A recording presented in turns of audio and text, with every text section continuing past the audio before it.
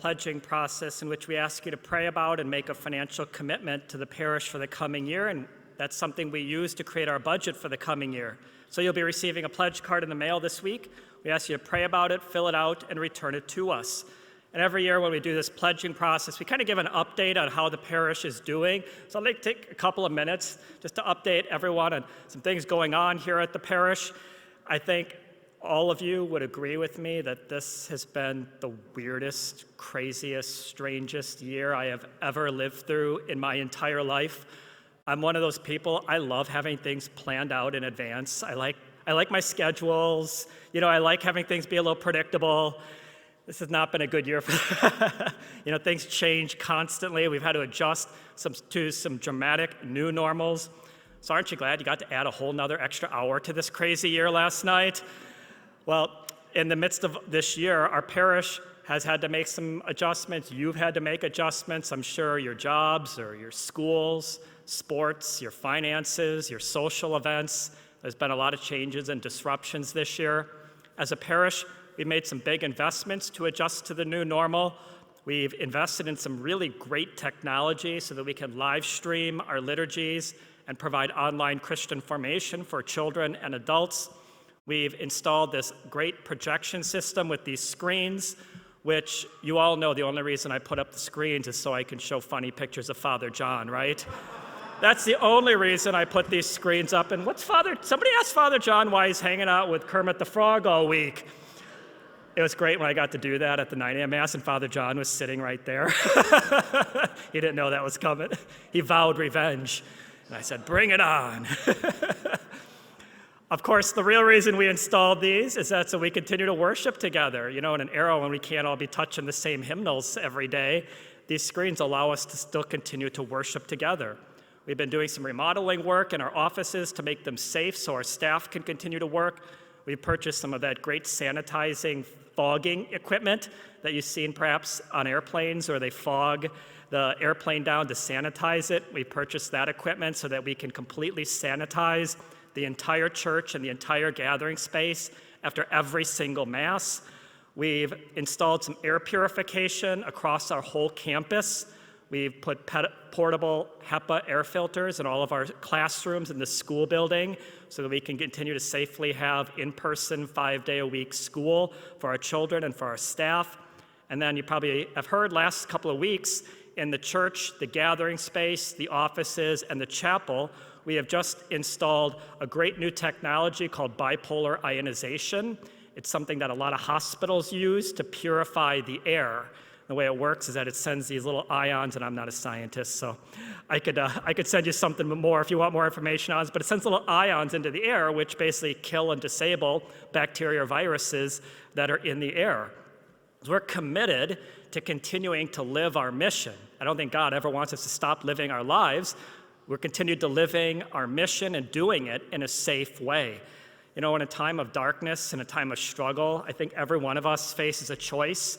When we go through some struggle and you're in the midst of a darkness, you can either choose to just curse the darkness and complain about it, or you can choose to light a candle.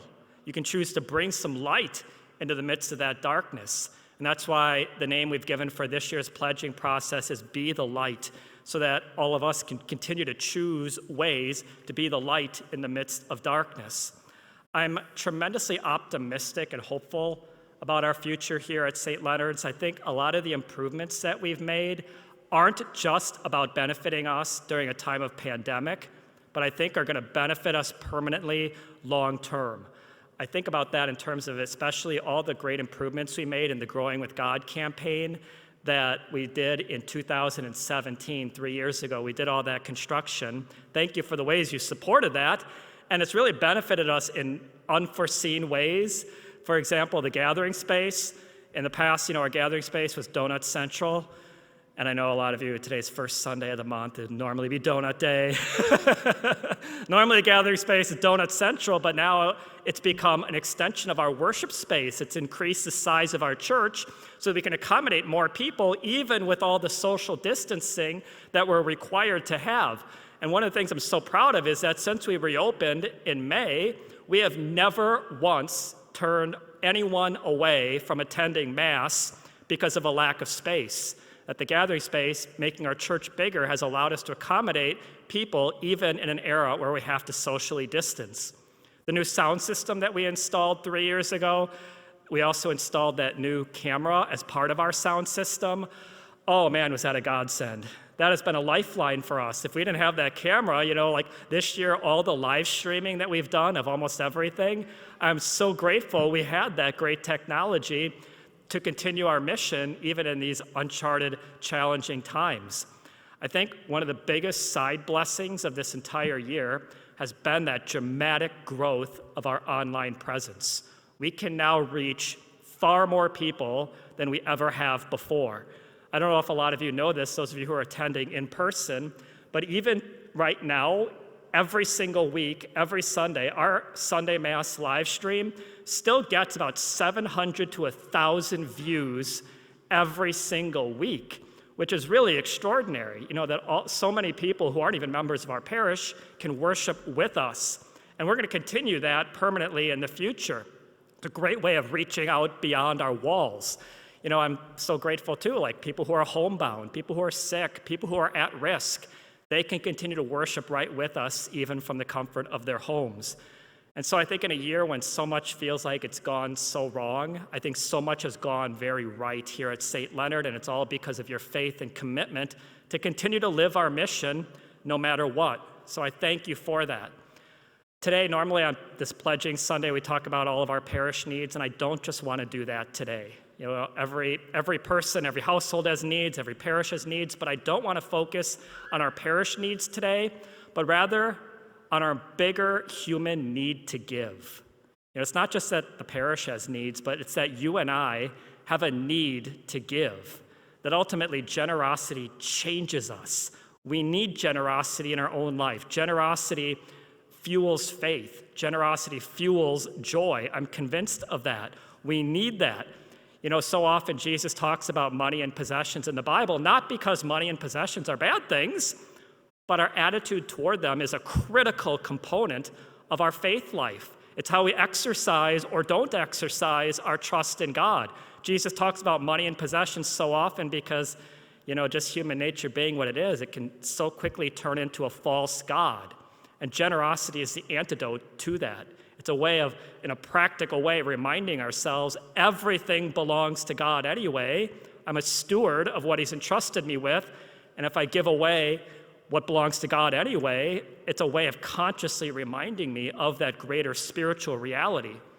Today on All Saints' Day, as I mentioned, we all probably have our own favorite saints who've inspired us throughout our faith journey. One of my all-time favorite saints is St. John Paul II, Pope John Paul II. I read a big biography of him when I was a young adult, and it completely blew me away. I was absolutely stunned by his fearless faith in the midst of tremendous challenges. John Paul II, almost all of his family had died by the time he was 20 years old, so he kind of had to grow up alone. He lived during the Nazi occupation of Poland. If that wasn't hard enough, then right after World War II, right after that, the communists came into Poland and made life miserable for the church. And all of that suffering and darkness, he continued to see himself as a witness to hope and a witness to God's unwavering truth, goodness, and beauty in our world, and just wanted to share that light with others. I loved his sense of humor. You will never be as cool as John Paul II holding a koala cool. I loved his sense of humor. He always had this kind of a playful optimism in his life. Somebody get me a picture of Father John holding a koala, because I want to put that up next week. That's your homework for this week. He had this joyful optimism, even in the midst of the fact he went through so many difficulties. And he also knew that a key element to that is generosity. He often said that we cannot find ourselves until we give ourselves away. Human beings cannot find themselves until they give themselves away. And so one of my favorite quotes from him is that the measure of your success in life will be the measure of your generosity. And I think that is so true because generosity changes us. It changes who we are and what our priorities are.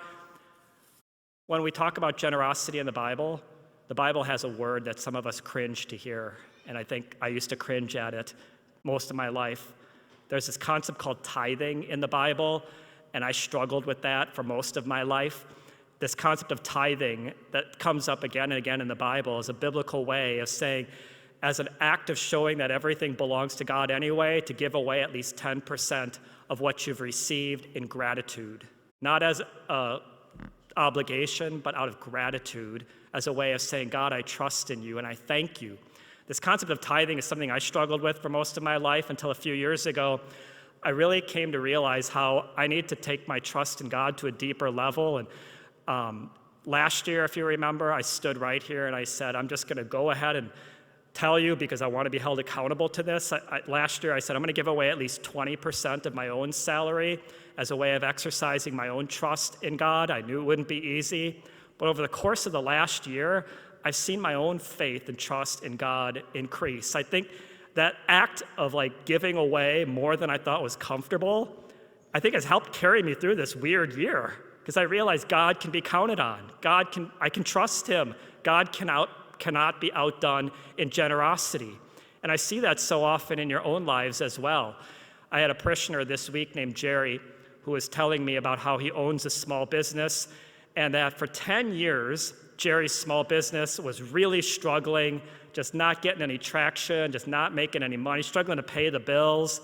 And after 10 years of struggling through trying to get this business to survive, Jerry came to the realization, he said, I don't trust God enough, and I need to find a practical way to exercise it. And so he realized we need to tithe as a business. So he told his employees, we're going to give away 10% of all of our business's earnings to help out different charities who help people in need. Well, I'm pretty sure all of his employees fell off their chairs at that moment because they were struggling enough to pay their bills, and they realized there's no way we can do this. We can't afford it. And Jerry simply had to say, we got to trust that God will provide. And in the 5 years since, Jerry says his business has doubled. From struggling for 10 years to exercising that trust, it's doubled. And I don't tell you that story to say, oh, if you just give more, God's going to make you rich. That's not the point of this story. The point of the story is that God cannot be outdone in generosity, that our daily faith has to be exercised with the practical realities in order for it to grow. I think that is essential to us. Jerry was telling me his coworkers have come to a much deeper faith and trust in God because of that very fact. They saw that God could be trusted to provide for what they really need. 2 days ago, at our all-school mass here on Friday morning, I was talking to all the school kids about stewardship and how everything belongs to God, and I told them about tithing, giving away at least 10% of your income, and I said to the kids, well, you guys don't have an income, do you? Any of you have jobs? And no, Father, we don't have jobs, we're in school, duh. And then I said, well, this weekend, you're going to have an income this weekend. And then they connected it and they realized, oh, candy from their trick-or-treating. I said, you're going to get a big income this weekend of candy. And so I looked at them and I said, tithe your candy. Bring in at least 10% of your trick-or-treating haul. Bring it in, donate it to our food pantry so that we can give it away to people who are in need. Exercise your trust in God. And I found it fascinating about what their reaction was. They didn't respond looking at me with anger, imposing some obligation on them. They had this immediate enthusiasm and joy about them, that they got to make a sacrifice to help other people. And then after Mass, they were trying to outdo each other. They were coming up to me and telling me, oh, I'm not just going to give away the crummy candy like the Smarties. I'm going to give away the good candy like the peanut butter cups. Now that's an even bigger sacrifice. They found it a privilege and a joy to be able to share, to give. My favorite mental image for that is Ebenezer Scrooge. You know that famous story of A Christmas Carol? You know how later this week, when all the political commercials stop, and by the way, aren't you so sad that later this week you won't get to see any more political commercials? Aren't you just so disappointed? No more politics commercials? Well, I guarantee later this week when the politics commercials go off the air, you know what's going to go on the air? Christmas commercials. And they're all going to say, buy, buy, buy, buy, buy, right? They're going to try to feed that sense of consumerism brings you happiness. And maybe at some point in this Christmas season, you're going to watch that old movie of Charles Dickens' story of A Christmas Carol, because the character Ebenezer Scrooge so artistically and beautifully illustrates all these spiritual points that I've been trying to say today. Ebenezer Scrooge is this person locked in his own greed. And because of that, he's lonely and miserable. Those things are connected. His greed makes him lonely and miserable. And eventually, when his eyes are opened to learn how to love, isn't it interesting? What's the first thing he starts to do? When his eyes are open to love, he starts giving lavishly. He starts exercising tremendous generosity, giving away tons of stuff to lots of people, and his generosity brings joy. Again, I think that's connected. Generosity leads to joy, and it's so beautifully artistically presented in the character of Ebenezer Scrooge. So watch that sometime this Christmas. Pray over that reality. God calls us to a deeper level of trust in him. If you're not at the 10% of tithing, that's okay. I wasn't there for a big chunk of my life, but at least have a goal to be working toward it. And so I want to thank you for all the ways that you are the light, that you continue to exercise your trust in God, that you try to help each other get to heaven. Thank you for living your faith.